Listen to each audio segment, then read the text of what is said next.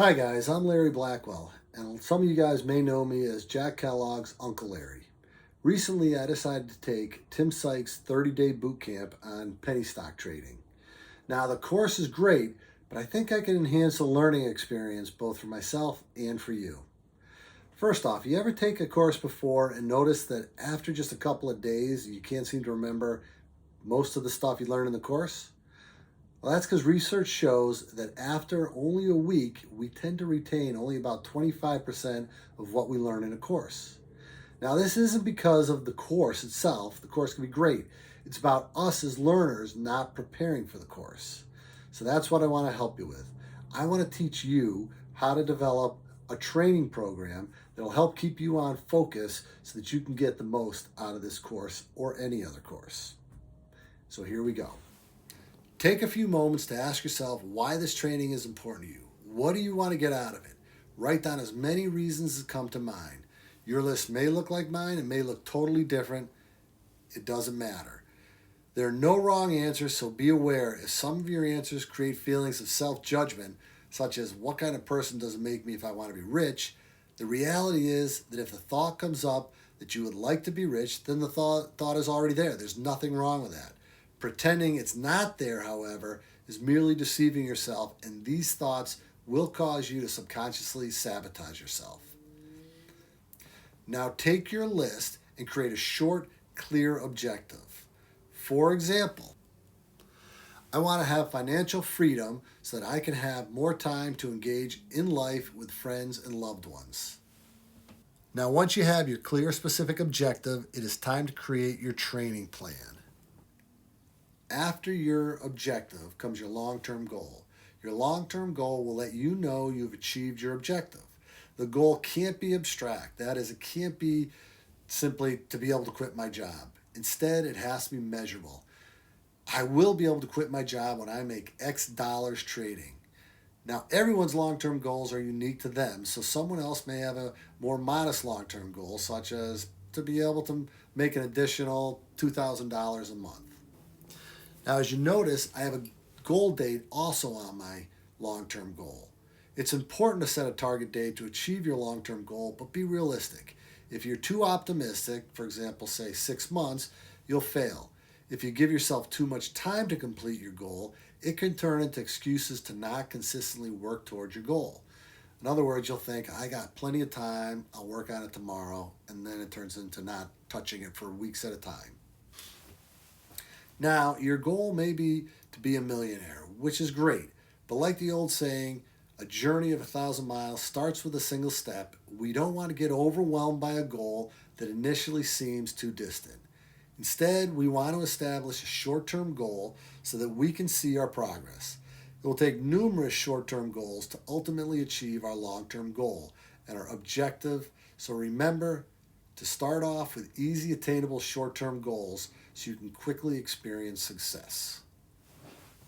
Now, an initial short-term goal might be, I will study X hours a day, 7 days a week. But be honest with yourself.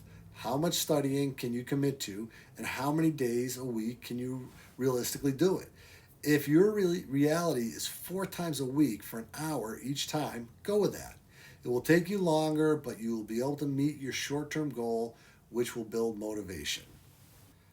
Like the long-term goals, short-term goals need goal dates, but these short goals should be able to be achieved in 3 to 4 weeks. If it takes longer than that, break down the goal into smaller parts. Action steps. These detail specifically how the short-term goals will be reached. I will study from 6 to 8 p.m. Monday through Friday and 8 to 10 a.m. Saturday and Sunday for the next 30 days. Attention, achieving a goal does not mean you stop doing the behavior. It merely means you're ready to add more. For example, if you meet your studying goals in 30 days, it should now be a habit for you. Keep doing it, but it no longer has to be an active goal. Instead, you can now add on new short-term goals. Now that you have a draft of your training plan, troubleshoot it. List all the things that can interfere with you following your plans, such as other commitments, emergencies, etc. If there are a lot of conflicts, you may decide it's best to pick a different study time. If there still remains a lot of conflicts, revisit your objective. In reality, something probably does need to give, so ask yourself what you really want. Remember, it's okay if you decide that committing to this course or any course is not right for you at this moment. At least you are making a conscious decision instead of a subconsciously failing. If, on the other hand, you decide this course is something you really want, it must move into the priority slot, and the other interfering activities need to find alternative time slots, or they may need to be let go altogether, at least for now. Nothing worth having comes easy, and making sacrifices to achieve your dreams makes these dreams all the more precious. Now, if you find that laziness is one of your interfering behaviors, remember, laziness is usually caused by a subconscious belief. Maybe we're afraid we will fail, so we never try, or maybe we're afraid that we will succeed and our lives will change too much. Unfortunately, there is not one simple answer, but if you experience laziness around your training, then you need to figure out the root of it. Getting a coach to help you do what we call a functional behavioral assessment of your laziness may help uncover the real issue. Once you really know why you are doing something, it is much easier to correct it. Now, I'm a big fan of what we call diary cards. This isn't a great one. I'm sure you can make a better one, but you get the point. Every day you track your performance.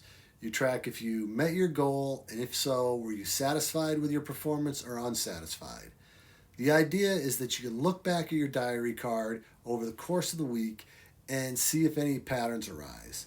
Hopefully, more days will be good than bad, and if, let's say, Wednesday wasn't a great day, you can look at it and say, what got in the way on Wednesday, and is there something that I need to change on Wednesdays?